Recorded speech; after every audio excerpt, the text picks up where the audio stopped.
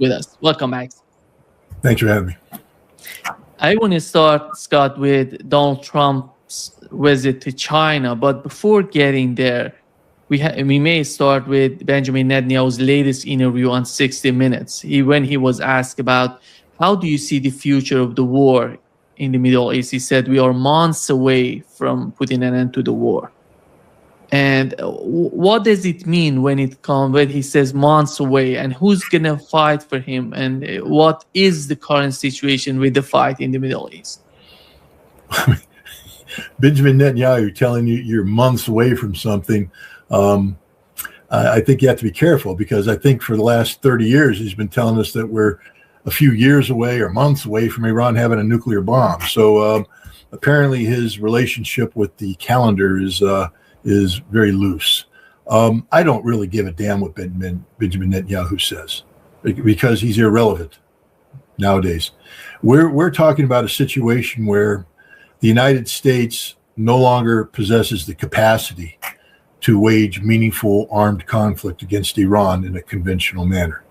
The President Trump is running up against some very hard realities that he may be dismissive of it on the White House lawn when he says, I don't care about the economic cost of the American people. It's about the Iranian nuclear bomb. Well, there is no Iranian nuclear bomb, but there is a huge economic cost to the American people, which will manifest itself politically to the detriment of the president. And Benjamin Netanyahu needs to understand, as most Israelis do, that the moment you screw around with the American economy and you're on the wrong side of that equation, as in you're the one responsible for the downward slide and you're not affiliated with the upward recovery, you're the problem, not the solution. And right now, Israel is very much the problem, very much the problem. Israel can do nothing without the United States. And right now, we're looking at Israel's support in the United States plummeting. 60% of the American population apparently is not inclined to be favorably supportive of Israel. Benjamin Netanyahu just slightly, 59%. But I think the margin of error might put him over on either, But the point is, no one cares what he says anymore, because his words are irrelevant. I mean, yes, Israel is a troublemaker. Yes, Israel will cause trouble. But the idea that Israel is now the driver in the seat, no. And I would also, you brought up China, and now you brought up Israel. You and I think others understand the role Israel played in fomenting this conflict. Netanyahu and his Mossad director went to the White House on February 11th and sold the president a bill of goods. And there we are. Now we're at war. The president now is holding a bag of crap. I mean, all the honey and roses that are supposed to come out of this conflict, no, it's turned into be just 100% cat shit, and it smells horrible. And the president doesn't know what to do. Israel's not the solution. It's the problem now. And Netanyahu is out of the driver's seat. But the other thing people need to realize is that there was a larger agenda at play here than just a greater Israel. Yes, that appeases a certain Zionistic element that has seized control of American foreign policy making and, has heavy influence in the deep state. But Trump is playing a bigger game, a game of global domination. I mean, it's sort of hilarious now to look back on all the lies he told us when he ran for office. Everything he said was a lie. He wasn't seeking to redefine a relationship with the world where the rules-based international order was no longer the driver, that the United States would recognize that we live in a multipolar world. No, Trump was lying the entire time. He wants to dominate the entire globe. That's his persona. We should have known it. We know who this man is. We know that he's the biggest egomaniac in the world. He can never share anything with anybody. Donald Trump wants to be large and in charge. And what we're seeing with China is, the decapitation of Maduro in Venezuela was supposed to combine with the decapitation of Khamenei in Iran to create a situation where these two nations that were providing oil to China, one of the world's largest economies and a major competitor to the United States, by controlling the flow of energy to China, we were seeking to retard Chinese economic potential and create opportunities for us to, fill the void in the Pacific, especially. That's what this conflict was about.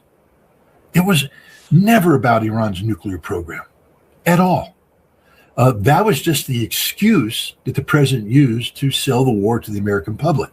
And that excuse is wearing very thin right now because, at the end of the day, even though we don't demand evidence leading up to a war, once the war impacts our bottom line, we want evidence. And it appears that there is no evidence that Iran posed a threat. The president has a policy problem, a narrative problem. But he also has a larger geopolitical problem because the world that he was trying to create has come collapsing in on him. The effort to control the flow of energy to China has failed. I mean, yes, China is choked off, but he isn't going to China to dictate terms of the Chinese surrender, which was his original intent last month, which is why he had to cancel the trip. He's going to China basically to plead for help, to ask the Chinese, how do we get out of this? We together get out of this mess that we're in. And the Chinese, I think, will remind them that it's a mess you created, but we're here to help. And they'll try and find some way out. But, this isn't about Benjamin Netanyahu in the driver's seat. This is about Donald Trump's failed global vision, Scott Bessent's failed global vision. I mean, we keep talking about, Pete Hegseth, the necessity of Pete Hegseth's head to roll because of the incompetence of this military campaign. But the incompetence of Scott Bessent is playing out as well. This is a man who has consistently sought to use the energy markets to bring nations to their knees. He specifically said, we're going to bring Russia to its knees. How'd that work, Scott? Not too good, right? Yeah. And now he wants to bring China to its knees. Not working out too good, is it, Scott? And so the president, I think, is going to put his head on Bessent's head on the chopping block. He's getting just bad advice all around.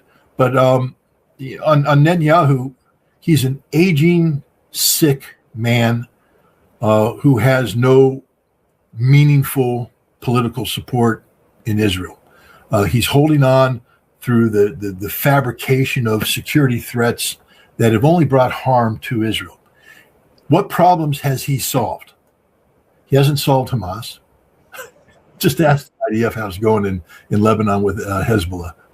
We blew up Hezbollah. We killed Nasrallah. We had the pager thing. We're so good. Wait a minute. Why are Israeli soldiers dying by the bushelful every day? Oh, because Hezbollah is alive and well in fighting and winning.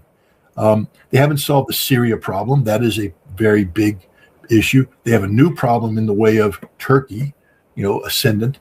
And then Iran was supposed to be decapitated, terminated. It's there.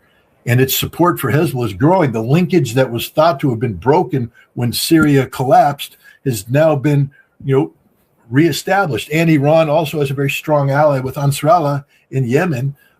It's not just the Strait of Hormuz Iran gets to choke off, but they can shut down the Bab el-Mandeb Strait as well anytime they want to. So it's not Netanyahu that's in the driver's seat. I think there's a Chinese professor out there talking about Israel winning the whole world. I think the guy's smoking dope because Israel's winning nothing right now. Their military has been exposed as having severe limitations. Air power was supposed to be the trump card for Israel. Well, the trump card in this conflict has been Iran's ballistic missile program, which apparently neither Israel nor the United States effectively retarded. The CIA is saying that they got up to 90% back up and running. Aragchi, who I believe more than the CIA, is it's 120%. And probably that number's gone up because he made that statement last week. What he's saying is we have reconstituted the totality of our ballistic missile force, and we've been building new missiles, so we're stronger today than we were when the conflict actually started. That tells me that Israel and the United States are on the losing end of this equation. The United States is now having a debate internally about what we got left. According to Senator Mark Kelly, we ain't got nothing left. That's according to the Pentagon classified briefing. Now, people are mad because he's telling the truth. They didn't want the truth to be out because they wanted to lie to the American people in the world and project a sense of strength that doesn't exist. But we don't have sufficient quantities of long-range standoff weapons.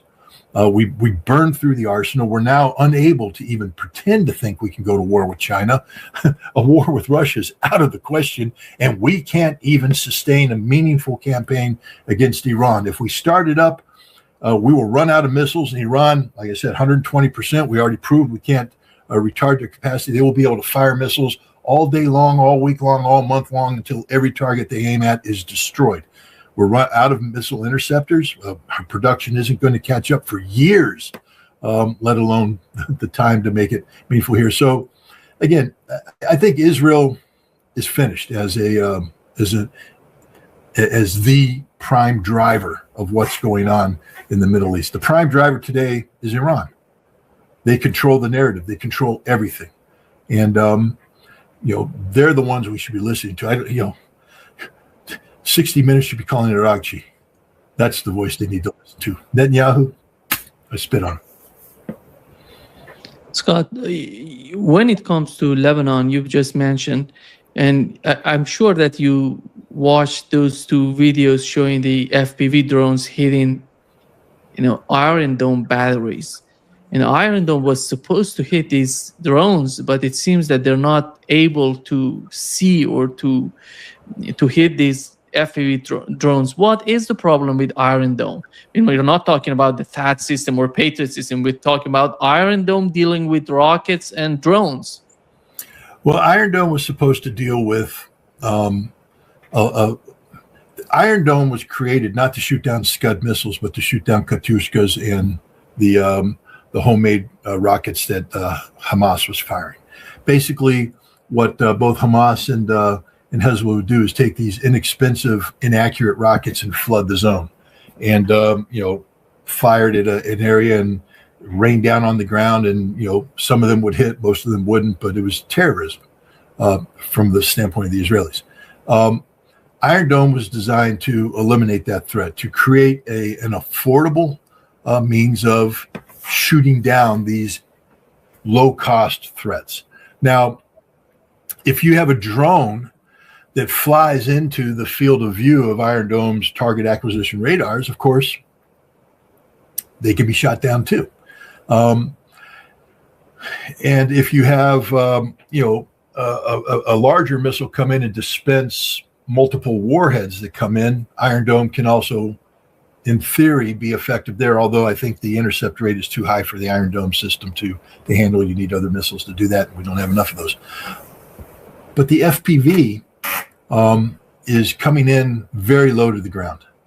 And it comes in literally under the radar. And once it gets past that radar, as you see, they have free reign. The Hezbollah, I've been following this because I've been following drone warfare for some time now, both in Ukraine and in Russia, the way they fight there. Seeing what the United States is doing in terms of adapting to this reality. And so I watched the early Hezbollah drones with interest because, it takes a while to get used to operating a drone. The patience, it's like anything. Once you get a comfort level, the first time you fly a drone behind enemy lines, you're like, I got to act now. Something bad's going to happen. I got to act now. And what you have to cope with as a drone operator is you're going to lose drones because that's just happens. The Israelis have taken the Ukrainian, but because the FPV drones right now are fiber optic guided to get through electronic warfare jamming. And so, what the Ukrainians have done for some time now is to stretch the razor wire, barbed wire out, and then just have an automatic motor and it twirls. And as a FPV drone flies over, the fiber optic cable, of course, lags behind and droops. And as it flies over this wire, it gets caught up in there, it spins it up, and it'll break the wire, and then the drone will crash. So, the Israelis are doing this. So you're going to lose drones. That's just so the first thing you have to learn as an operator is if you're flying and the drone goes dead, call up another one. Start over. You're going to lose drones. So don't treat each drone as $1 million piece of equipment that has to deliver on the goods. The other thing is once you get there, don't panic. Search out your targets, prioritize your targets. You're there. The reason you're there is they don't have the ability to shoot you down. Take your time. The early Hezbollah FPV drones were marked by a sense of urgency. And so they would come in and literally dive at the first target they saw, bypassing other targets. What you see now is this maturity. It's almost as if they're mocking the Israelis. We're here. And it's a trick that the Ukrainians and the Russians play on each other. The the sound of the drone it has a terrorizing impact. And if you look at both videos from both sides, when they hear that, you got the full attention of everybody on the ground. They're now totally focused on, trying to shoot this thing down or trying to make sure it doesn't hit them. Singular focus. And both sides, I think, get off on that. I mean, I think it's an empowering thing for a drone operator to watch guys on the ground panic because you have a drone flying around that can kill them. Hezbollah today is very mature in their drone operations. The videos you see right now show a patience, a maturity, knowledge of the Israeli operations. It's just been fascinating to watch the growth of this happening. The Hezbollah has become a very sophisticated operator of FPV drones, which, as we're seeing, are some of the most impactful weapons on the battlefield today. Because the Israelis, it's the same thing that happens.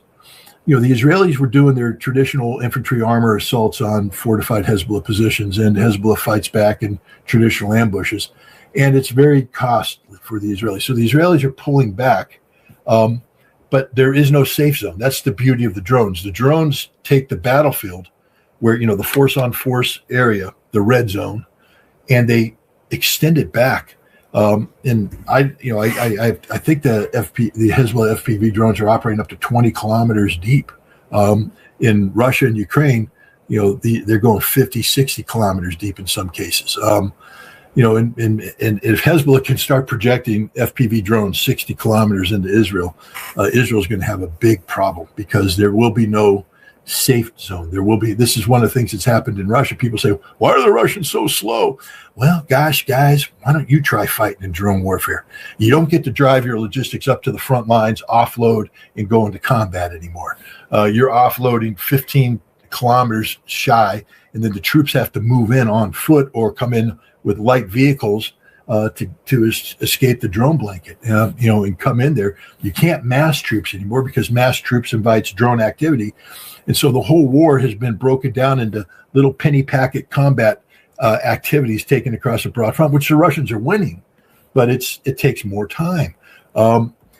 Israel is going to find out right now that it can't sustain frontline combat with Hezbollah anymore because to generate the force creates opportunities for FPV drones. And then, in order to get that force up there, you've got to go through a 20-kilometer highway of death. There's southern Lebanon. It's not like a wide network. There's only a handful of traffic corridors that the Israelis can operate on. And if those traffic corridors start being interdicted by Hezbollah drones, the Israelis have a problem. And these videos prove that. Scott, before coming to this live, before starting this live, I was watching one of these Iranian commanders talking to Friday prayers in Iran. He said the question on the part of Iranians is not if the United States is going to attack or not. The question is, what would be the sort of attack? The attack is going to be assassination again, or they're going to attack with some sort of invasion, or they're going to start attacking infrastructures in Iran. And this is the calculation on the part of Iranians. And when it comes to Netanyahu, I'm sure, because he said that in 60 Minutes in this interview, he said that he wants the continuation of the war. But what is your understanding and the reality of the continuation of the war? Because Donald Trump is going to get back on Friday.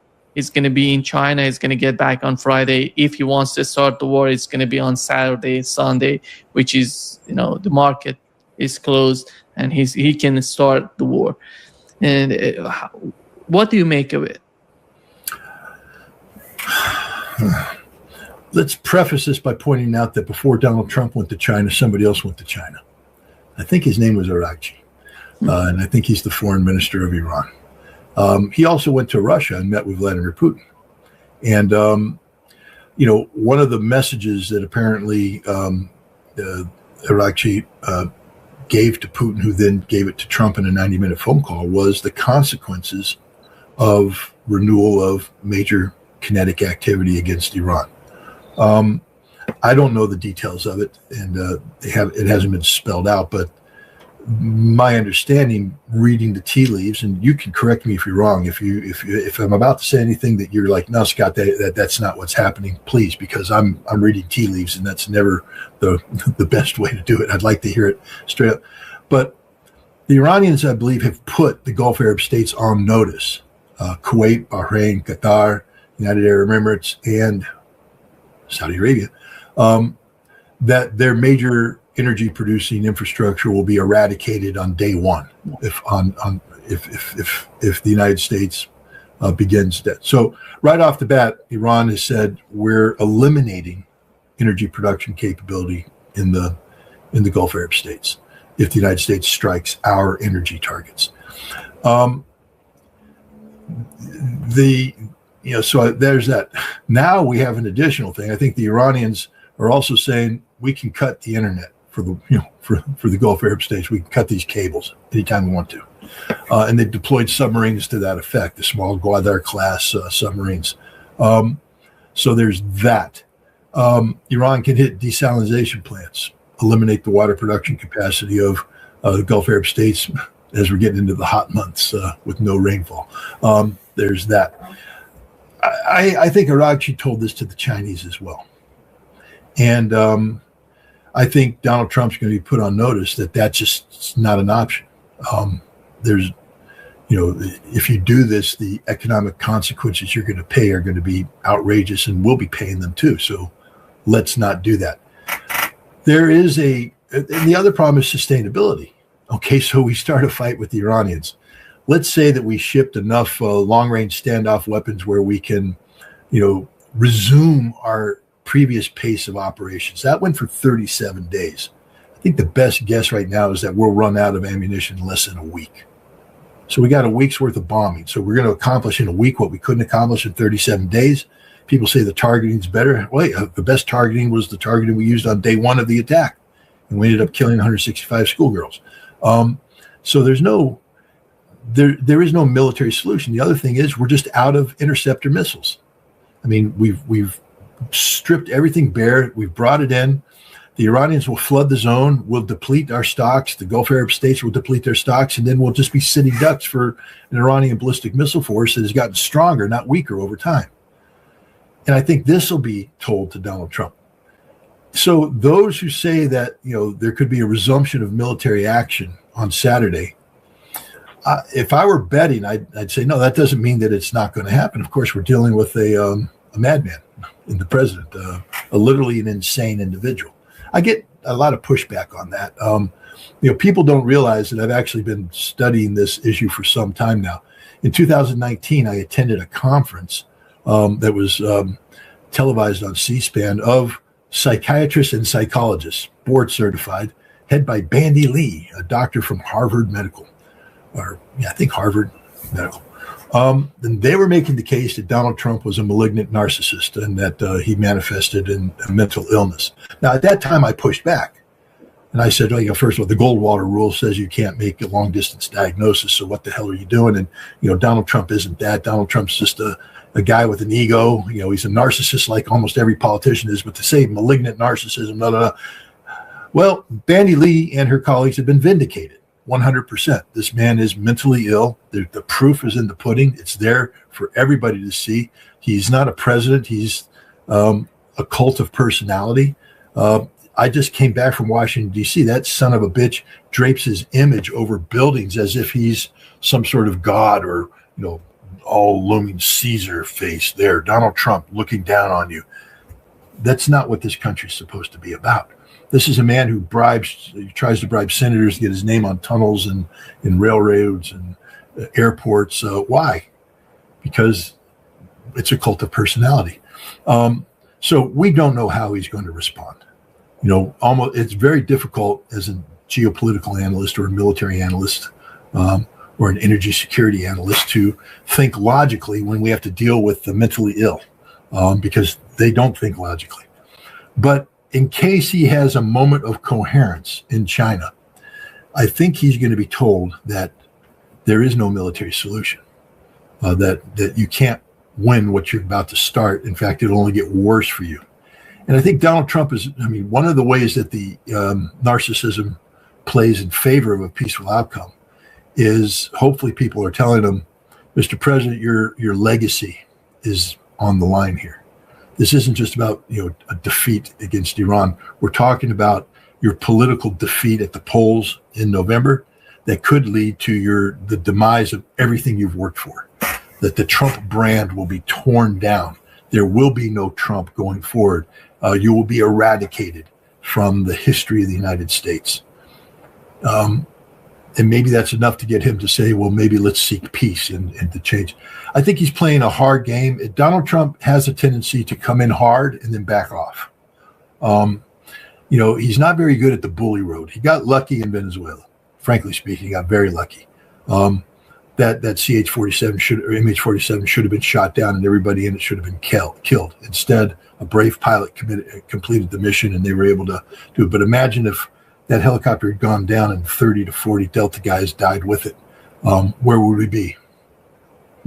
A whole different world. So he got lucky in Venezuela and his luck ran out against Iran. So, this is a man who there is no military solution.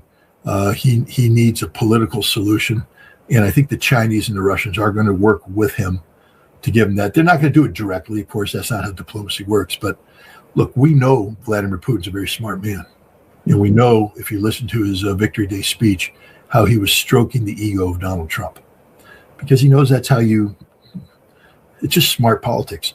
And I think Xi Jinping, look, there's a lot that can be said by China right now about America, about American policy.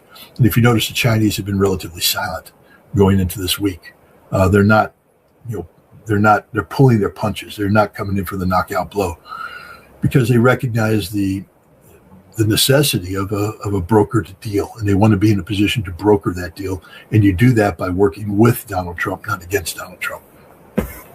I think the response of Iran to the proposal, to the U.S. proposal, which Donald Trump said it took 4 days to respond, but basically, they needed less than 10 minutes to prepare that document.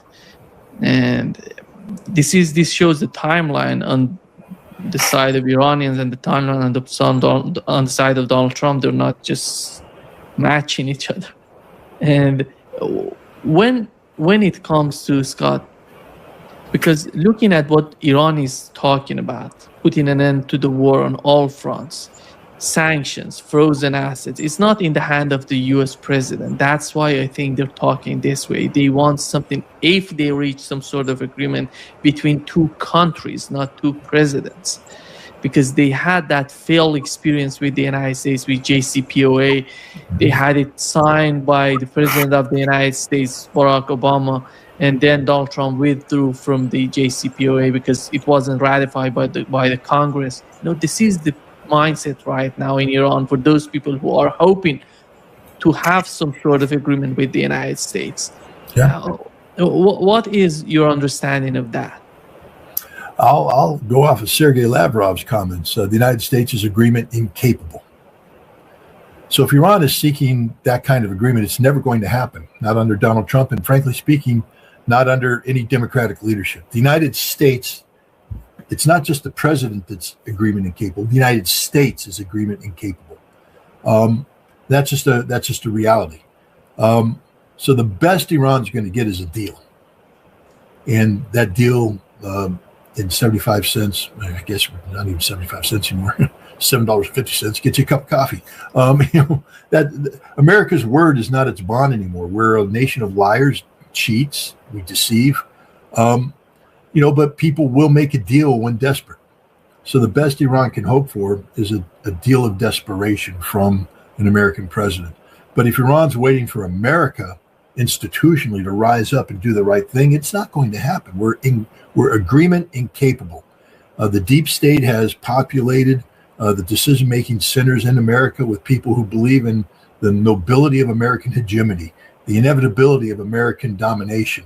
We are the indispensable nation, and people still believe this nonsense. And they don't understand that the world's seeing through it. I mean, there's no more facade. There was a time, as Mike Carney, the Canadian Prime Minister, noted in his speech at Davos, where the world played along with the rules-based international order. But he said, we always knew it was fake. We always knew it was just about the America, using us to position itself to be a global, dominant leader. But as long as we got the crumbs thrown our way, we went along with it because it appeased us. It made us feel happy. But Canada has called it out. They know who we are. Europe knows who we are. All of our friends, ostensible friends, know who we are. And we're the worst nation in the world when it comes to integrity, honor, commitment. We can't be trusted. And yet, you have to deal with us. I was asked by a Russian, how do you deal with America? If America's agreement incapable, do you ignore America? Well, let me ask you this question. How do you deal with the weather? Do you ignore it? You can't ignore the weather. It's there. When it rains, you put on a raincoat. When it's hot, you dress in layers and you deal with that. When it's cold, you put on a coat. America is the weather. Unpredictable, ever-changing, sometimes stormy, sometimes not. But you can't have an agreement with the weather. The weather will not adhere to any agreement. The weather will break every agreement because the weather's incapable of having an agreement. There's the United States. We're global weather. And people just have to deal with this right now. And I think Iran's going to have to adjust to that. I mean, I understand where the Iranians are coming from. I understand their inherent disdain for the United States because we have violated everything. Not just violated. Nima, you know this. We committed perfidy. We said, let's have an agreement. And while we were talking about agreement, we bombed twice. So, I know where the Iranians are coming from. I'm just giving you my honest assessment. If you think you're going to get an institutionalized agreement out of the United States, you're not right now. We're agreement incapable. The best you're going to get is a deal of desperation. And at this point in time, I think China and Russia are willing to accept that. I mean, China